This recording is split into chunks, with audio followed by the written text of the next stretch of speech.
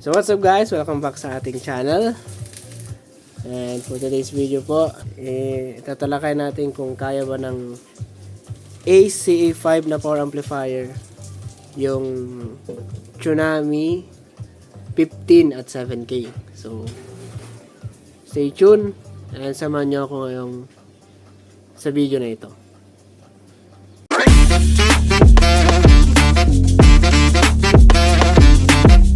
So yun guys, ang gagamitin natin amplifier na magdadrive sa Tsunami is itong ACA5.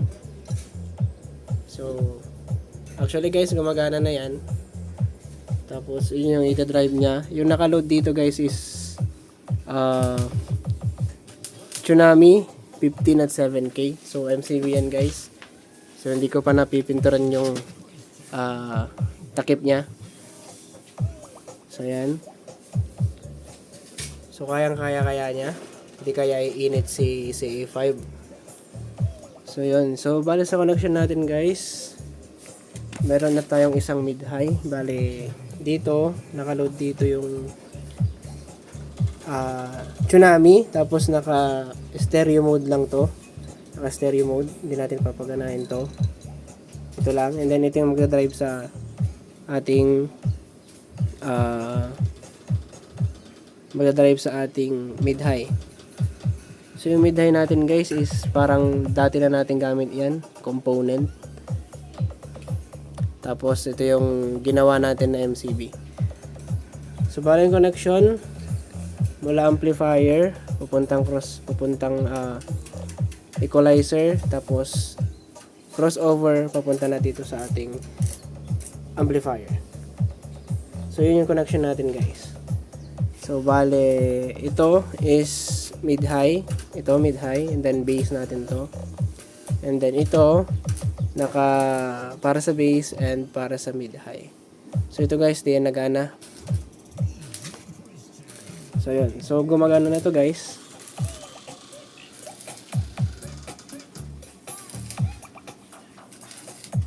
So ito guys, gumagana na siya, pero ewan ko baka ito yung may problema sa amin. Naka zero gain naman yan, tapos naka flat lang yung EQ nya. So baka ito yung may problema sa amin guys, itong connection namin, kung bakit ganyan. Naka flat din dito. So pero wala pa namang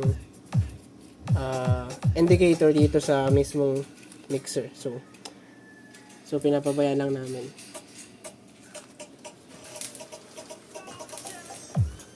So mamaya guys, iano rin natin ito. Susubukan natin to. Ayan. So pampadagdag to ng ng volume, parang ganon. Meron din tayong bypass tsaka low cut. So ito yung sa bass natin. So bale naka full tayo sa equalizer, pero sa crossover is nasa 0 lang tayo. Tapos yung volume natin dito ay nasa 11 o'clock. Ayan. Sa 11 o'clock lang. Then naka-unity gain na tayo sa ating equalizer. So try natin. So pasensya na kayo guys kung medyo magulo dito. May ginagawa kasi sila. Yung natin. Ayan.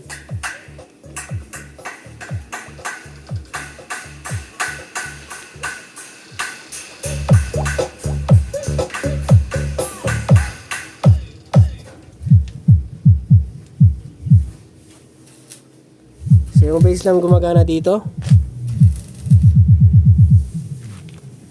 Balayan pa lang yung volume. Tapos itatry natin to. Ayan.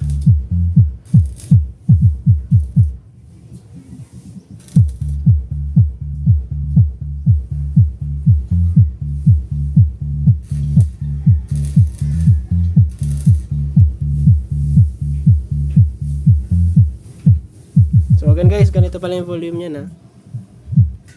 So medyo di ko muna lalakasan kasi baka magreklamo yung kapitbahay natin. Dikit-dikit lang yung mga bahay dito. Kaya mga alas 2 pa lang, so tutuloy ko mamaya. Mamaya mga hapon medyo lalakasan ko. Pero ito muna, pero try natin. Try nating lakasan.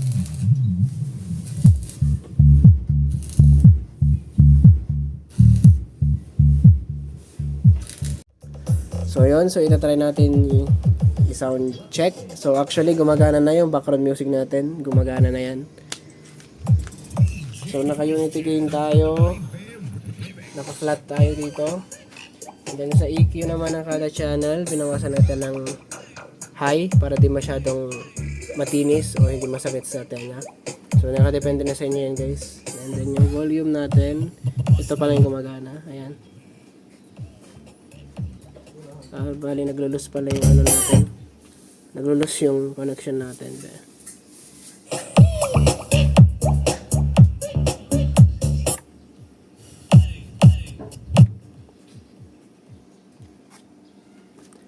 So di muna natin malalakasan kasi mamayang hapon na lang siguro.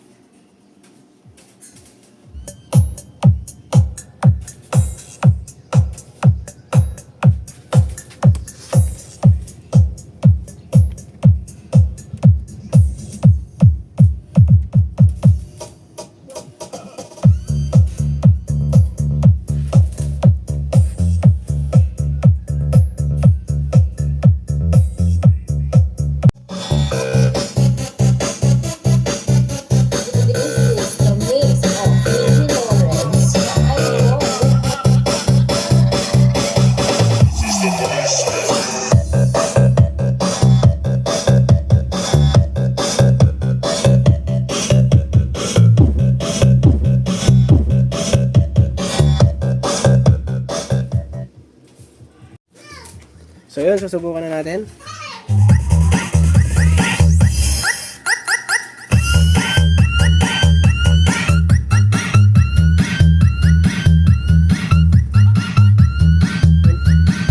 Kailangan lang natin yung mid-high.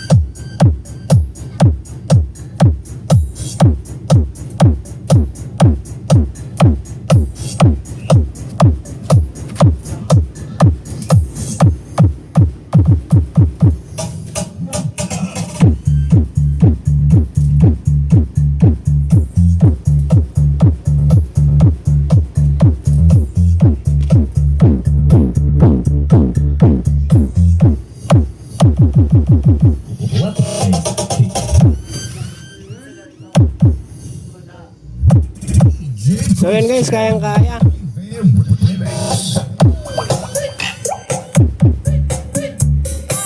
Yan pala yung volume guys. Hinahinaan ko yung Twitter.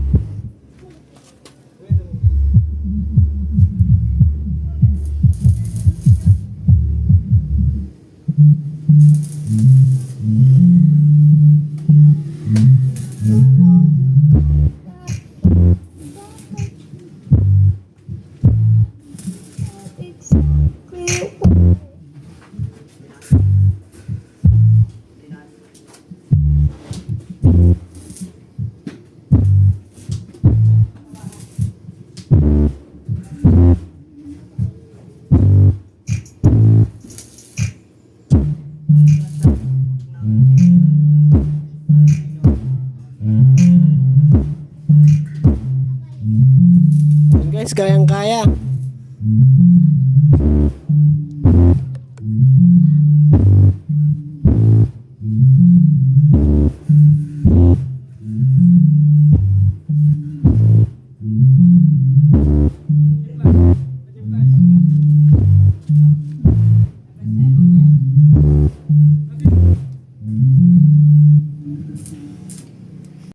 So ayun guys, dito sa ating kung kaya ba ng ACA5 yung Tsunami 15 at 7K. Kayang-kaya guys. And maganda yung binubuga na bass, hindi siya distorted. So kayang-kaya guys. So at least dito nag-idea kayo kung kaya ba ng CA5 yung Tsunami. So kayang-kaya guys. Hindi distorted, hindi distortion yung nilalabas. Buong buo yung bass guys. So yun, kung bago pa lang kayo, ito yung idea nyo. Sana nagkaroon kayo ng idea. And sana nakatulong itong video na to sa mga baguhan na bumubuo pa lang ng sounds gagaya namin. So binubuo pa lang din namin to guys. So ayun, so isa lang yung na-testing natin kasi nasa kabila yung mga ibang speakers natin. Pero next time siguro try ko yung tatlong speakers, yung tatlong sub natin. So sa ngayon, yung isa muna, pero kayang-kaya naman na Ace. Hindi naman siya uminit. Ayan, hindi siya uminit. Since saglitan lang naman natin siyang pinagana, pero masusubok natin yan kapag sa mismong event na. Pag ilang oras na siyang gumagana. Pero nasubok naman na namin to guys. And hindi naman siya ganun kainit. Syempre normal yung uminit sa isang amplifier pag matagalan lang ginagamit. Pero kayang-kaya niya naman guys. Ang niloload nito sa amin is yung dito sa channel 1 yung dalawang 500 watts na subscope namin. Nakaparallel yon. Tapos dito nakasolo yung MCV na nakaload ng Tsunami. Ayan. So kayang-kaya naman guys. So ayun. Salamat sa panonood. And don't forget to like, comment, and subscribe. And kita-kits tayo sa next video guys. This is GLSS. Out.